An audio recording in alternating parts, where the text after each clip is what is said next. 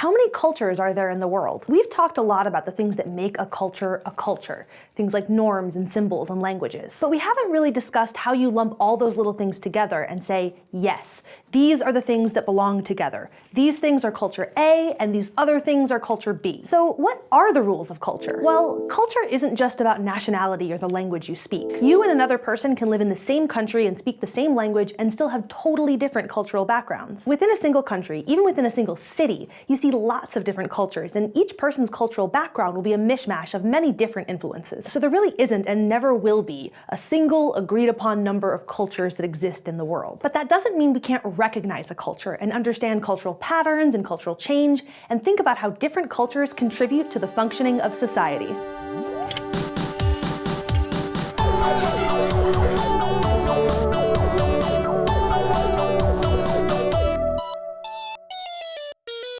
Are you more likely to spend your free time at a football game or at a modern art gallery? Do you watch NCIS or True Detective? Do you wear JCPenney or J.Crew? These distinctions, and many more like them, are just one way of distinguishing between cultural patterns in terms of social class. Because yes, class affects culture and vice versa. So one way of looking at culture is by examining distinctions between low culture and high culture. And okay, yeah, those are kind of gross sounding terms, but I want to be clear.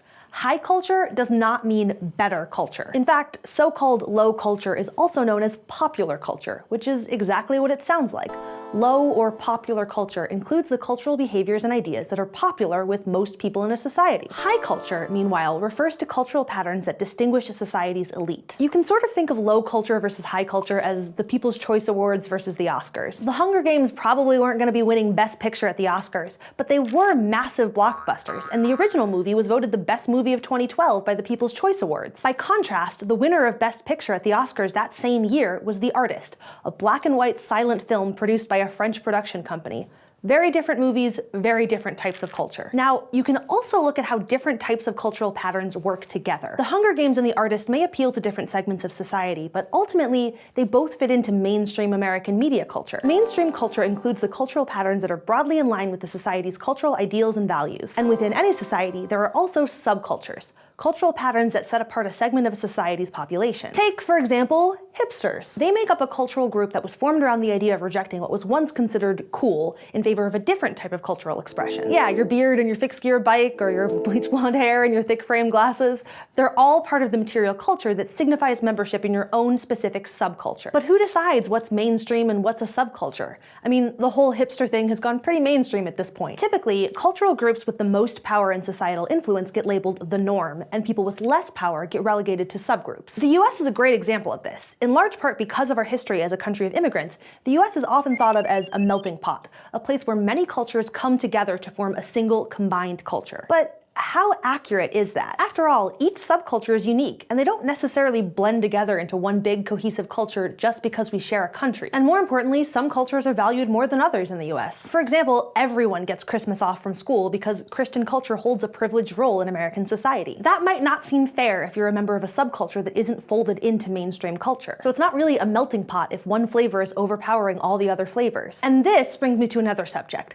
how we judge other cultures and subcultures. Humans are judgmental, we just are. And we're extra judgmental when we see someone who acts differently than how we think people should act. Ethnocentrism is the practice of judging one culture by the standards of another. In recent decades, there's been growing recognition that Eurocentrism, or the preference for European cultural patterns, has influenced how history has been recorded and how we interpret the lives and ways of people from other cultures. So what if, rather than trying to melt all the cultures into one, we recognize each individual flavor? One way to do this is by focusing research on cultures that have historically gotten less attention. For example, Afrocentrism is a school of thought that recenters historical and sociological study on the contributions of Africans and African Americans. Another option is expanding and equalizing your focus. Instead of looking at behavior through the lens of your own culture, you can look at it through the lens of multiculturalism, a perspective that, rather than seeing society as a homogeneous culture, recognizes cultural diversity while advocating for the equal standing of all cultural traditions. In this view, America is less a melting pot and more like a multicultural society. Still, the ways in which cultures and subcultures fit together, if at all, can vary depending on your school of thought as a sociologist. For example, from a structural functionalist perspective,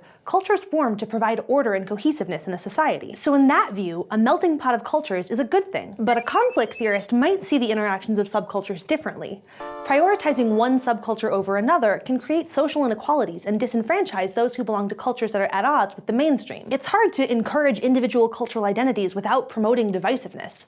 In the US, at least, it's a constant struggle. But sometimes, subgroups can be more than simply different from mainstream culture. They can be an active opposition to it. This is what we call a counterculture.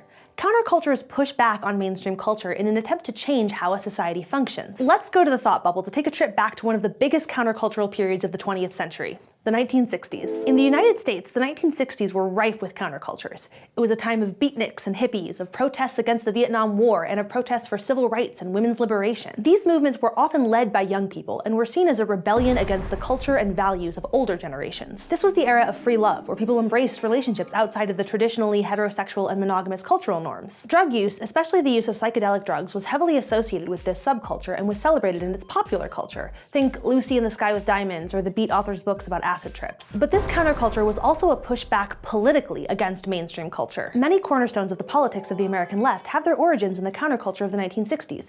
Anti-war, pro-environmentalism, pro-civil rights, feminism, LGBTQ equality. From the Stonewall riots to the Vietnam War protests, 60s counterculture was where many of these issues first reached the public consciousness. Thanks, Thought Bubble. So, countercultures can often act as catalysts for cultural change, especially if they get big enough to gain mainstream support. But cultures change all the time, with or without the pushback from subcultures and countercultures. And different parts of cultures change at different speeds. Sometimes we have what's called a cultural lag, where some cultural elements change more slowly than others. Take how education works, for example. In the US, we get the summer off from school. This is a holdover from when this was a more agricultural country and children needed to take time off during harvest. Today, there's no real reason for summer vacation other than that's what we've always done. So how does cultural change happen? Sometimes people invent new things that change culture. Cell phones, for example, have revolutionized not just how we make phone calls, but how we socialize and communicate. And inventions don't just have to be material. Ideas, like about money or voting systems, can also be invented and change a culture. People also discover new things. When European explorers first discovered tomatoes in Central America in the 1500s and brought them back to Europe, they completely changed the culture of food. What would pizza be without tomatoes? A third cause of cultural change comes from cultural diffusion, which is how cultural traits spread from one culture to another. Just about everything we think of as classic American culture is actually borrowed and transformed from another culture. Burgers and fries, German and Belgian, respectively.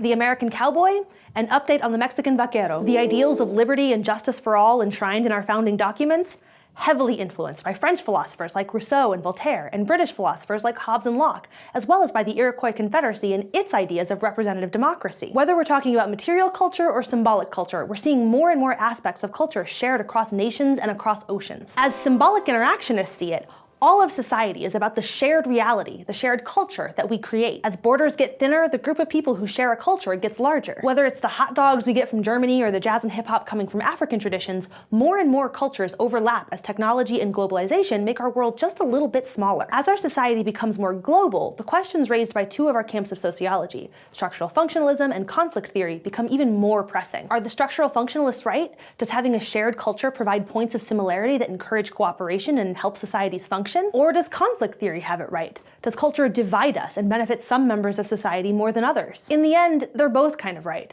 There will always be different ways of thinking and doing and living within a society, but culture is the tie that binds us together. Today we learned about different types of culture, like low culture and high culture. We looked at different ways of categorizing cultures into subcultures. We contrasted two different ways of looking at cultural diversity, ethnocentrism and multiculturalism. We discussed the role of countercultures and explored how cultural change happens. And lastly, we looked at a structural functionalist and a conflict theory perspective on what cultures mean for society. Crash Course Sociology is filmed in the Dr. Cheryl C. Kinney studio in Missoula, Montana, and it's made with the help of all of these nice people. Our animation team is Thought Cafe, and Crash Course is made with Adobe Creative Cloud. If you'd like to keep Crash Course free for everyone forever, you can support the series at Patreon, a crowdfunding platform that allows you to support the content you love. Speaking of Patreon, we'd like to thank all of our patrons in general, and we'd like to specifically thank our Headmaster of Learning, David Sachowski. Thank you for your support.